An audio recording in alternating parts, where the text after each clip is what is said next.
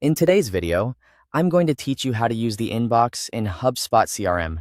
We'll start by signing into HubSpot and opening the CRM area.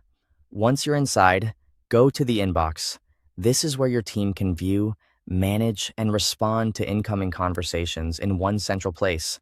When the inbox opens, begin by reviewing your open conversations. These are the active messages that may still need attention. Select any conversation to open it, then read through the full message thread carefully so you understand the context before taking action. This is especially helpful when multiple team members are involved or when a customer has sent more than one message. Next, review the contact information connected to that conversation. Looking at the contact record gives you useful background and helps you respond more accurately. Once you're ready, reply directly in the conversation. Keep your response clear, professional, and relevant to the message history you just reviewed.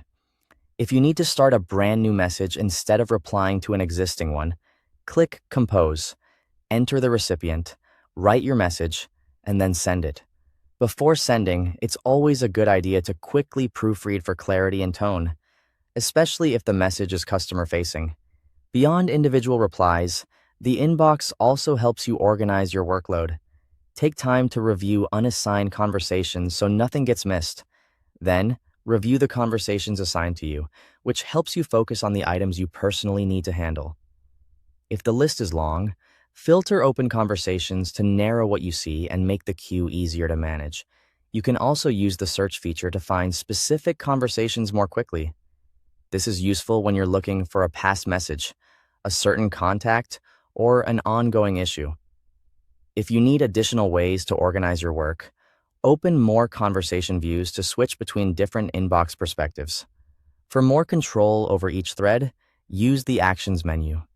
This is where you can manage conversations directly from the inbox and handle tasks related to message organization and follow-up.